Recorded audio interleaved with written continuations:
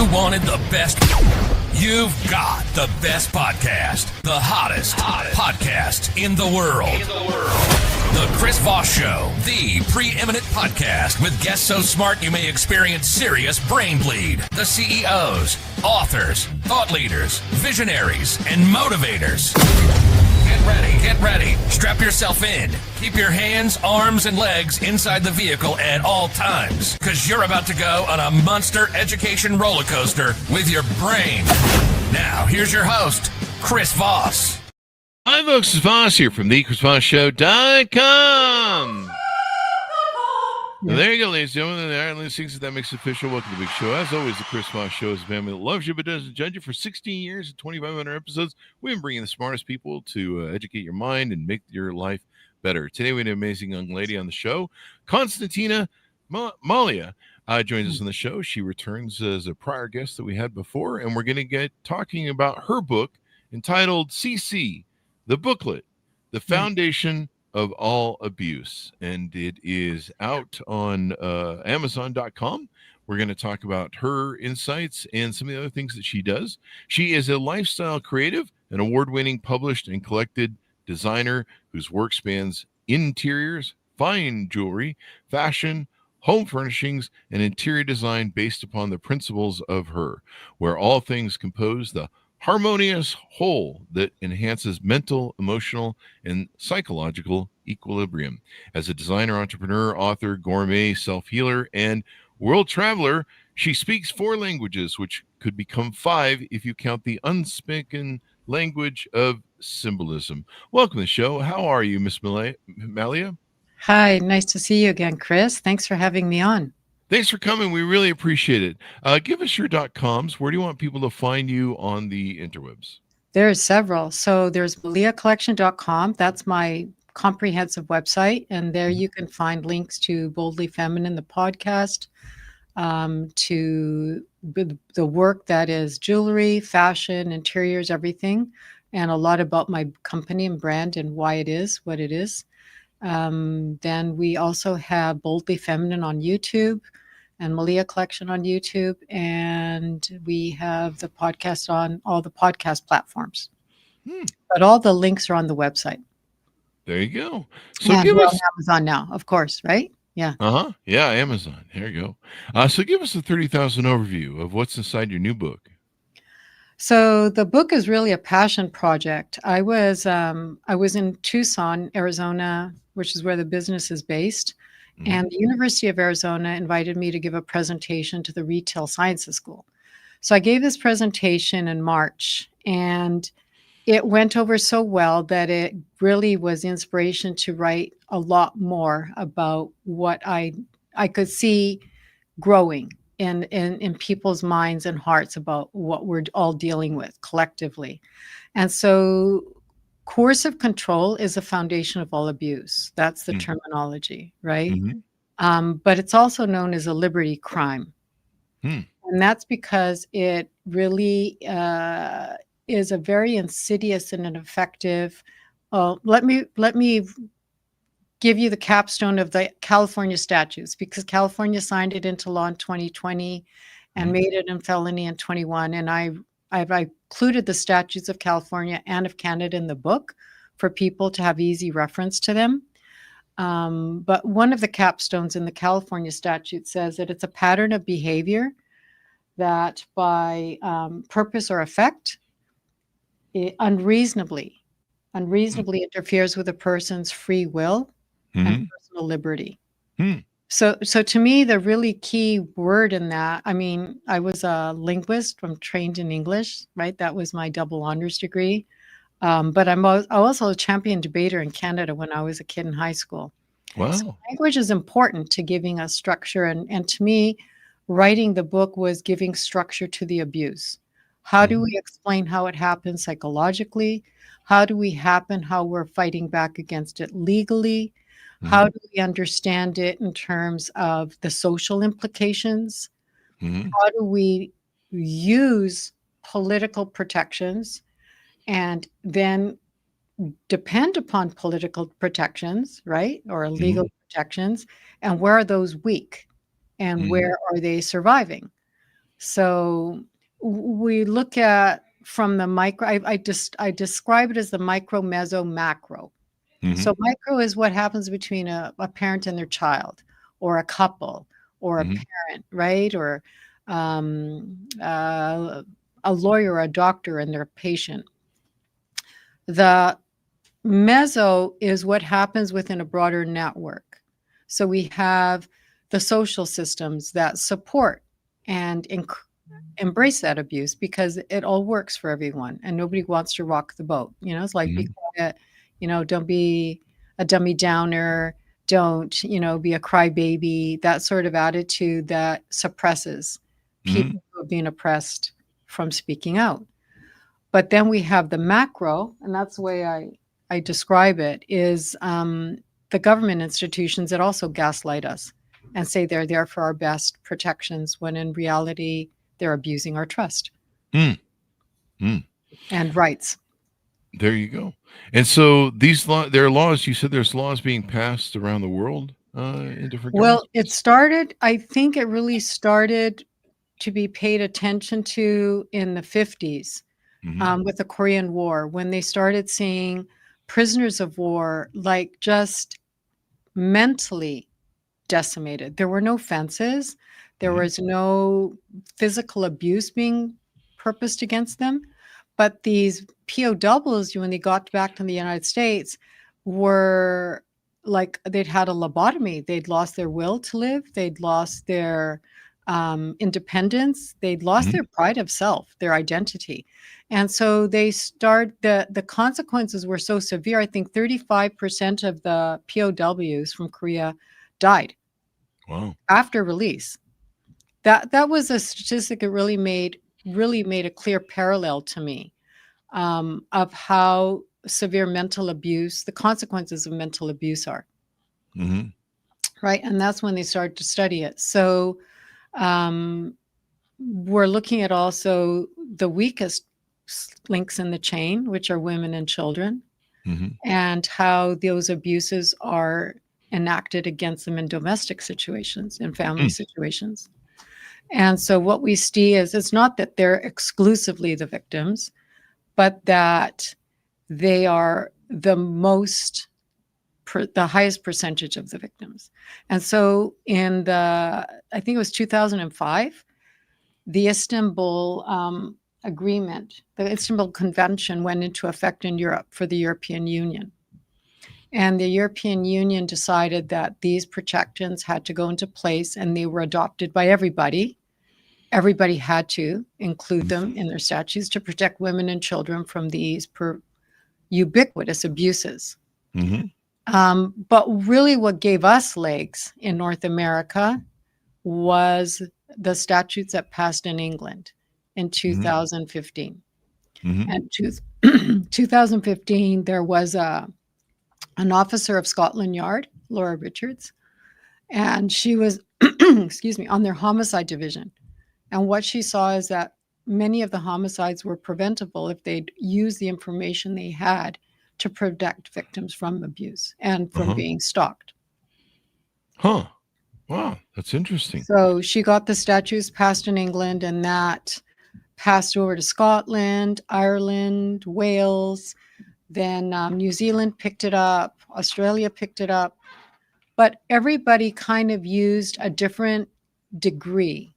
So I call the Istanbul Convention coercive control light, in parentheses, like it's not a felony, there's no jail time as of yet in most of the countries or all of the countries, whereas even within the British Commonwealth countries, and the United States that have adopted it or are enacting it, everybody's made it stronger or less obvious consequences according to their own criteria, or whatever the senator trying to pass it was about.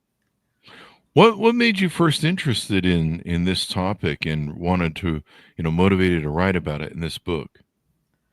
Well, I'm a female. That constrains a lot of my experience of society in many ways, from my family system, which is quite traditional as Greek immigrants, right? to social systems that gaslight you, haze you, harass you, misogyny. And I'm not saying that it's all bad, obviously not. I think I live in the most privileged place on the planet to exist as a female, but it's not equal. And my question was, why isn't it equal? Why don't I have the same privileges to exist that everybody does? And why are there these constant obstacles to entry that I have to navigate or sometimes give up, right? Certain situations that are insurmountable and just say, cut your losses. It's just too challenging and it's just the cost is too high to my well-being to deal with this. So that started it. And then I just I've traveled a lot. And so I saw there's places that are different, say the Nordic countries, like Denmark, Sweden, Norway, Finland. They have a different level of inclusion in their social systems. They expect dads to have parental leave for a year. They expect moms to have, they write it into their laws that mothers have a year to have parental leave. And also, I think for me, it was instrumental that I was born in Canada, which is an extremely safe place and clean place to grow up. There's a lot of factors that make it feel safe that are kind of in the water you drink and the air you breathe. But my great aunt was the first woman elected to government in Canada there. So I saw a woman elected to government who felt she could make a difference and who fought to make a difference and who had very high ethics, was very intelligent and very proactive in asking people to step up to the plate and make things better. A very responsible politician. So there you the go. bar was high. She set a high bar. So do you hope that, what do you hope to achieve with the book? The book is a labor of love. And the book is really, compared to what you will see on my website, or if you Google me or read about me, I'm known as a luxury designer. I have a boutique brand. I do fine jewelry that are collectibles. Those aren't affordable to most people, but they're works of art. And a work of art inspires people and it soothes people, and it's a bridge between me and others that's very, very powerful and direct. The book is really an act of service because it took me so long, even though I'm super analytical and they say that's a trauma response, right? To try and understand everything is to sort of give you peace with it. I thought, why? I can't waste this information I've curated and collected and understood. What's the point of me just holding on to it for myself? This is going to do so many people good if I can put it together in a way that's digestible. So one of the reasons the book is full of graphics is because even though the statutes are in there for California and Canada, which is legal documents, 30 pages each, for you to have resources to understand your legal protections and what you have to defend yourself. This snapshot, this cartoon also is a way of you understanding where you are. If you are in a bad situation, where is it coming from? What is it? And how do you protect yourself from that then? Because knowledge is power. Yeah, most definitely. Knowledge is power. Okay, so in the book, you talk about this through the book, different victims and things of that nature, and it's up for Amazon on sale. You talk about something called perspecticide. Tell us about that. Well, I think perspecticide was really evident again in what I read about the Korean War POWs. So perspecticide is how you twist somebody's reality and distort it. And once you distort them, it's like spinning them, right? They don't know what's up, what's down, and the perpetrator will have control. And how they achieve control is diminishing the person's ability to critically think for themselves, right? Mm-hmm. So it can be, oh, I left my glasses here. No, you didn't. They're not there. What are you talking about? Or you Mm-hmm. said this. No, I didn't. So it's perspective side is also kind of enmeshed with gaslighting. And gaslighting was Merriam-Webster's word of the year in 22. So it's pretty popular right now. But in an overview, gaslighting is distorting somebody's perspective of what just happened. So somebody yells at you and you are upset because it wasn't rational or reasonable. Again, it was an unreasonable response to whatever happened. So you're kind of thrown off by that. And then the perpetrator will run with that because you're thrown off, but they're strategically setting you up, right? That's what gaslighting is, right? We're on a governmental level, perspective side is, the medical system is here to support you, but then the other perspective is they're actually setting us up in many ways for a system that's unsustainable because some people can't afford medical care or can't afford medical insurance, right? Or can't afford, they don't know if what they're being told in the news about vaccines or health scares is real or not because the news are skewed. So perspective side is when you throw somebody off by distorting their own way of seeing, of trusting their own reality. Mm-hmm. And that's how you also get into cults. Yeah. On another leg of that, right? And that I'm sure you would understand a lot from your background. Yeah. Right? Growing up in a cult. Yeah. And just having, I mean, that if anybody needed to be prosecuted for abuse, that was mostly that church and all its members. Absolutely. Yeah, that was an abusive hell ride, but it did shape me into being a great entrepreneur. So there was that. It's kind of funny how the things that happen to you actually sometimes make you better. You just have to survive.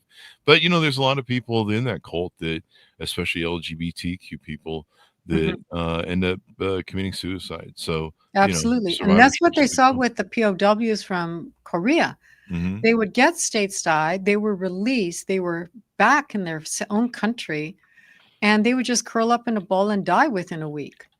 Their will to live had been taken from them, ripped from them. How did that happen?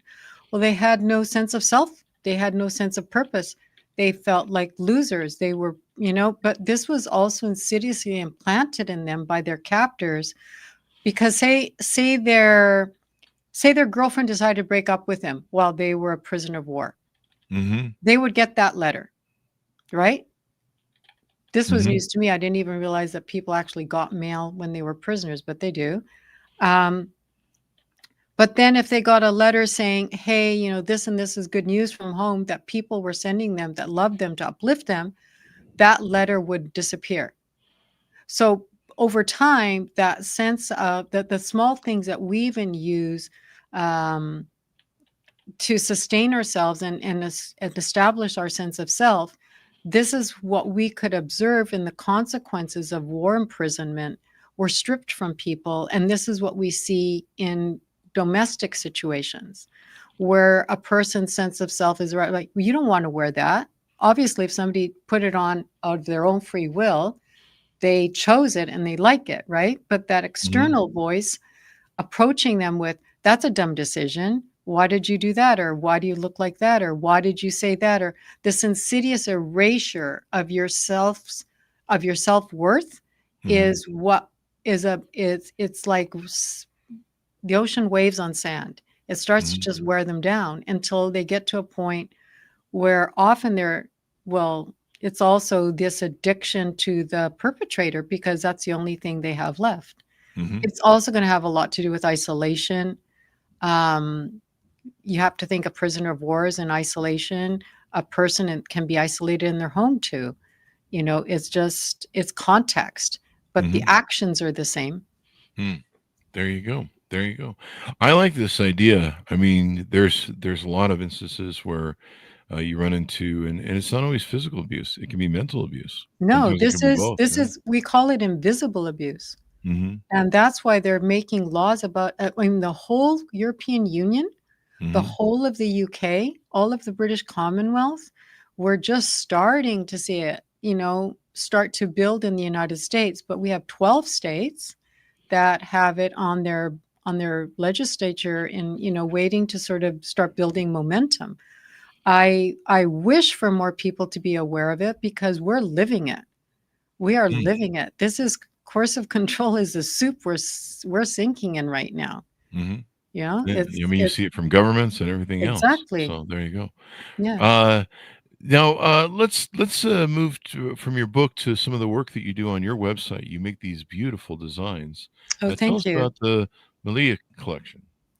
Sure. So I started Mahlia collection. So I did a double honors English degree, which is where the writing comes from. But then I did a degree in business at the entrepreneurship at the University of Arizona. And in the entrepreneurship program, you have to come up with a business model, hopefully by graduation, that you want to run with by the time you're free to sort of make a living. And so I decided to use these creative abilities I had. I was already making money off of doing interior design projects for people. And the biggest jump show in the world is in Tucson, Arizona. And so I saw there the potential of the jewelry industry on my doorstep, and decided that I could make a brand that sort of incorporated things that I love doing. I love creating interior spaces. I love creating beautiful things for the home. This throw is actually one of the pieces on my website. It's called the Lion Pelt blanket. So there are things we know that there's a lot of psychological equilibrium that is created when in the old times, they called it feng shui or Vashu Sastra. Oh, yeah. But they understood that there's an energy that we create by the placement of things in your space, by the quality of things in your space, by the beauty of things. That's why we all still buy flowers at the supermarket, right? But it's very, very important to our emotional and psychological well-being. And especially you saw that explode during COVID. Yeah. So COVID, things were closed. People were refurbishing their homes like there was no tomorrow. It was Christmas on steroids, right? Yeah, it was. So that's where you see people recalibrating when things are very, very distressful. How do you anchor yourself and how do you soothe yourself? And the first thing you're going to need is a safe space. And to my point is where we started with the book. The antidote to that is, if you don't have a safe space, is you create a functional art around you to soothe yourself. And so it's super important, especially like in terms of the quality of because that also has frequency. If you're using synthetic fabrics, they have a negative frequency. If you use natural fabrics, they have positive frequencies. If you use certain materials, they have high frequencies. And this is basically nourishment for our physical existence. Yeah. Yeah. And so you have these custom art pieces, would you say, or are they I see there's different ones that are available for sale. Yeah, like this pelt we can make, for whoever wants to order it. There's pillows like it. There's embroidered pillows. I have less home things now, or interior decor, but we have beautiful mirrors too, and the mirrors are messages. And so it's supposed to be inspirational and also soothing. Like there's an eye for an eye makes you blind. In other words, is there a purpose to being vindictive? Really? Like, do you want to be the narcissist? Like, wake up. Another one is the first bite is taken with the eye. So we see things and we calibrate instinctively, but also in composition. Is it beautiful to me? Is it soothing to me? Is it threatening? Is it safe? There's a million things, right? And it's like, snap. It's that fast. We're creatures. There you go. What would you say? I see a lot of, I don't know that I would call them crosses, but what would I call them? I see a lot of that in your work, kind of a cross. Thanks. Thank you for picking up on that. So one of the things I did as an honor student, I was studying Renaissance art, and I'm an art aficionado. You put me in the middle of Florence or the Getty Museum in Los Angeles, and it's like you put me on drugs. I'm stoked, And so I wanted to understand what I was looking at better. I knew there was a subtext that I was missing. And in Renaissance art, you start to get an overview of that. If you're in Florence, you're going to see symbolism everywhere. There's an eagle carved in stone. There's a bee carved in stone. There's embroidery. There's all kinds of anchors. That is really, really ancient language, way pre-Christian.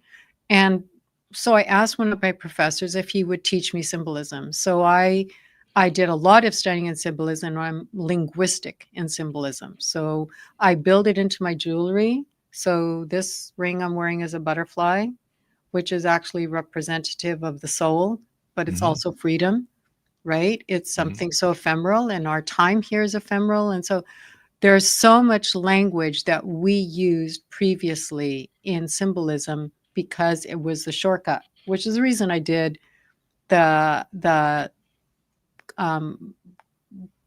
pictures for the book. I made the book into kind of a picture book because it gives you the shortcuts to the story. And when you put it into the work of a home or ornaments on your body, it tells a lot about the person because they are actually symbols that are a context of a belief system. It's not just one thing. So the cross, the symmetrical cross in ancient iconography, the vertical was male, the horizontal was female, and the intersection was mankind. So it was a symbol of universality. It was a symbol of universal humanity. And we've bastardized that a bit since the onset of Christianity. But it was by dividing us. Oh, you're Christian, I'm Muslim. You're this, I'm that. But the original story of the cross was a unifying symbol. There So you that's go. why I use it a lot. Yeah. There you go. So is anything more we need to know about you, your jewelry line, and the book? Sure. Well, the book is available on Amazon. It's also available on the website. We're just barely getting it into stock because I'm self-published. So the distribution process, as you know, is its own game. It's very different than jewelry or fashion. The fashion is available on The Real Real. The jewelry is available on my website and at The Real Real. So that's a pretty awesome network because I really, really believe in longevity creations, which means they will outlive me. So a piece of jewelry that we see in a museum belonged to somebody and was worn by somebody 3,000, 4,000 years ago. And that's all we have left. We don't see the buildings anymore. There is no infrastructure for where that person lived. Even the pyramids, say, have eroded, but the jewelry is intact. So it's a really permanent and powerful message of our humanity in a continuum through time. But we also find garments. They reconstructed a garment from an Egyptian queen that was made of beads. The connection between the beads was gone, but they could reconstruct the dress. It gives us a continuity that we don't have to constantly recreate things. We can repurpose them. And so my relationship with The Real Real is really enhancing and establishing how passionate I am about constantly repurposing. In the history of humanity, we have only mined 3 Olympic-sized swimming pools of gold. It is constantly repurposed. So to my point, it's probably the least invasive and least toxic kind of thing you're going to use on your body in your time in lifetime. There you go. Is it really that small amount of gold? And Yeah, it's that small amount of gold. Yeah. It's just a repurpose of it. It's crazy, isn't it, to think of that? Yeah. Yeah. Because I know they mine a lot of gold, but is most of it the certain gold is made for? No, it sounds like it's a lot, but it's crumbs that you pull out. It's not often chunks. Yeah. Okay. I was actually represented by the World Gold Council, which is based in London, represents all of the gold mines in the world. And they had asked to use my jewelry to represent them in their marketing because not many jewelers even use as much gold in their work as I do. And so it really represented the gold industry well. Wow. There you go. And it's Yeah. just been reused all the way, so that's just wild. All the gold ever mined in human history would fill just under 3.5 Olympic size swimming pool. That's That is right. amazing. I I had know. no idea. Yeah, We're really repurposing a lot of gold, but I guess it's one of those things that can do it without losing its purity, I guess, maybe. exactly. It's absolutely pure. Yeah, Wow. it doesn't There, tarnish. It doesn't change with time. It's identical after hmm, centuries, there you millennia. go. Wow.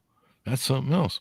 So I learn new things every day off of our wonderful guests that come by. So as we go out, give people a final pitch out to order up your book and get to know your jewelry line better on your website. Yeah, absolutely. And then, like I said, there's a representation of it on the Real Real, some of it. More fashion is probably on the Real Real than by far on my website, because the website is kind of like the glamour puss pieces that are like the more complicated and elaborate things that I get to show off. But the Real Real is more wearable things, like this Mm-hmm. blouse is my design as well. And my first relationship with the jewelry was actually with Saks Fifth Avenue. And that was who I worked with for the first 10 years, which was a huge school for me because I didn't have any background in jewelry. I didn't have family in jewelry. I just decided I wanted to do jewelry. And I guess I did some pretty good stuff. And so the good stores and the good clients just kind of found me. Wow. Well, there you Mhm. go. Yeah. That works out pretty good. Well, thank you very much for coming on the show. We really appreciate it. Thank you. I really appreciate being here, and I enjoyed having this conversation with you again. Yes, there you go. So, folks, order the book where refined books are sold. CC, the booklet, The Foundation of All Abuse, out later. I believe it's out September 1st, 2025. There you go. Yeah. Thanks to my audience for tuning in. Go to goodreads.com/Chris Voss, LinkedIn.com/Chris Voss, Chris Voss 1 on the TikTokity, and all those crazy places on the internet. Be good to each other. Stay safe. We'll see you guys next time.